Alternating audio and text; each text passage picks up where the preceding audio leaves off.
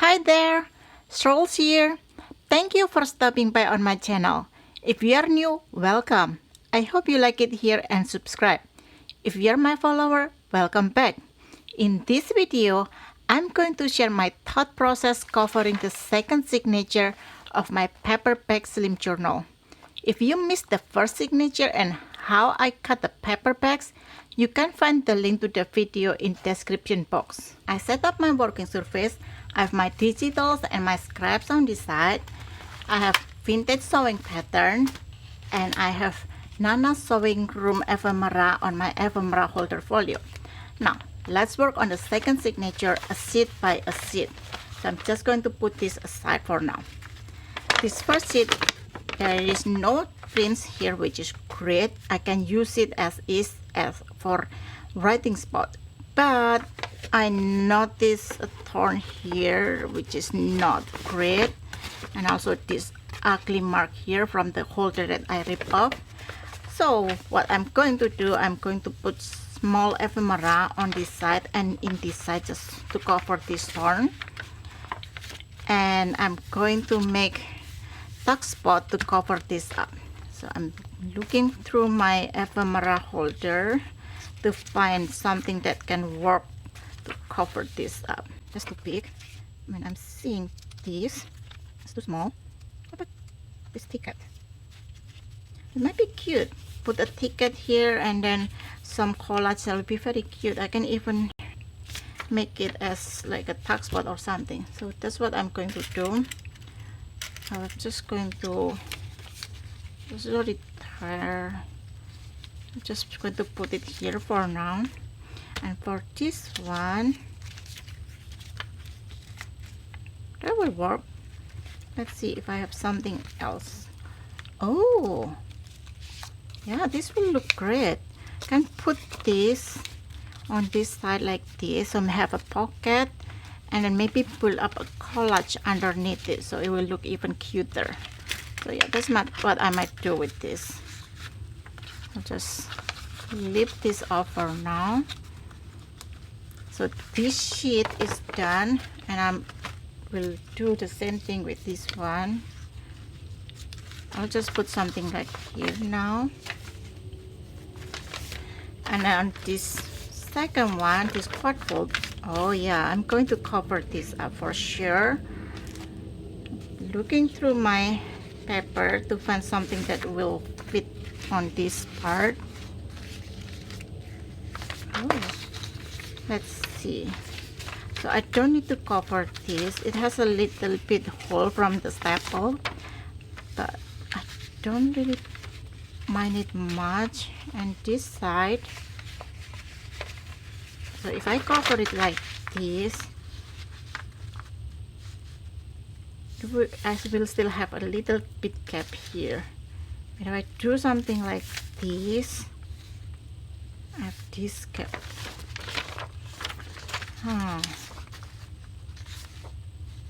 What if I only cover this part?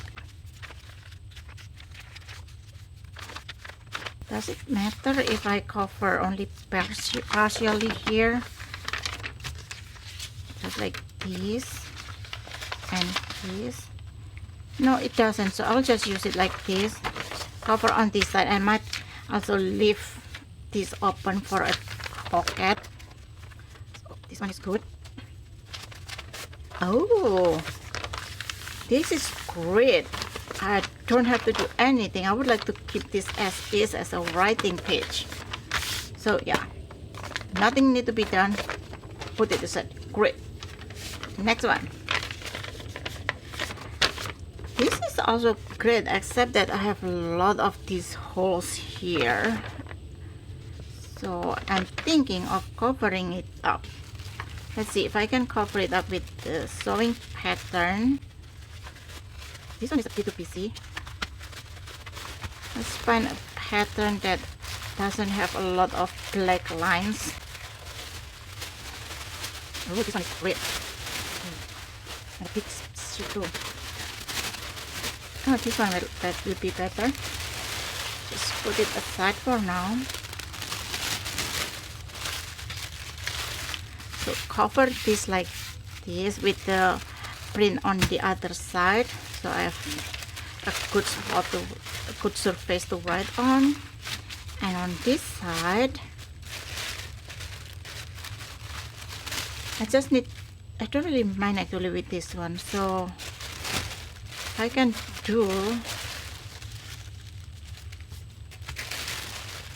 cover the other side with the sewing pattern, it will be great too, except that I have this writing, so I might cover it like this, and all just to cover the holes from the staple. So that's what I'm going to do with this one. And next sheet, oh, this is thick, which is great, and it only have this poke your way, so this side I don't have to do anything. And actually I might keep this poke the poke. I'll keep this because when you are sewing, we never poke their fingers, so yeah, I'll keep this. And but your way, yeah, I might just cover it up, and I just need a strip of paper like this, and it will still look great. So yeah, this is what I'm going to do with this. And the next one, this one was my child name written on it, so I'm thinking of making a tuck spot here on both sides, and I might have the right thing for it, like something like this. On the other side, but this doesn't work either. I might have to cut this.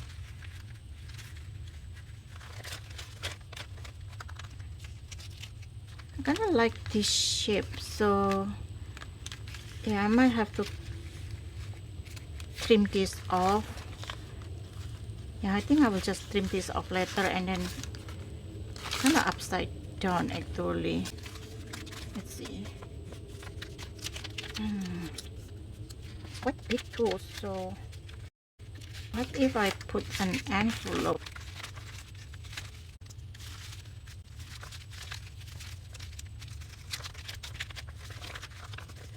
Oh yeah, I'm thinking now. So I can glue this on the other side like this. It will work as a tuck spot, and on this side I can leave it as is for a pocket like this. That would be cute, and then I can collage on this side. Yeah, that's what I'm going to do with this, and leave the other side plain as a writing spot. And this one, I don't really mind about this, except I have this ugly staple hole here which I want to cover up. So it's time to use another ephemera. No, it doesn't cover it up. How about this one? Ooh, this one perfect, and I can leave it as a pocket too. So that's what I'm going to do. And this one, this doesn't bother me, but I do want to cover this side. So for that, I will need, oh, let's see, that's almost perfect. I think I will put it something like this and put this here to cover it up. But I will have this showing, so maybe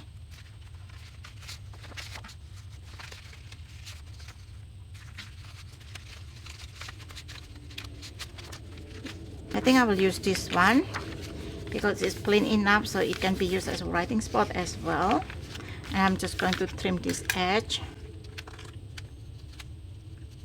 I don't really mind about this part, but I do have a lot of paper left, so why not covering it up just to make it look nicer. This one works, but I do think that I don't have a lot of green color in this digital, so maybe you're using this one. And my last one should be easy, because I just need to cover this up, and this one, which I don't really want to leave. Ooh, remember now, I want to make this into a side pocket because I accidentally cut this part. So I'm going to cover this whole thing. Let's see. That's not enough. Let's just use this like this. Let's go over like that, and then use something else to cover this gap. I'll use my sewing pattern to cover it up. Yeah, something. Or I can also just use my sewing pattern for the whole thing. This is great. This is very interesting.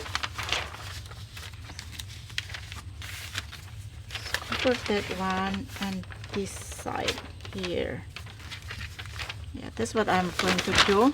I'm using sewing pattern to cover it up, but then I'm losing this side for writing spot. That's hard.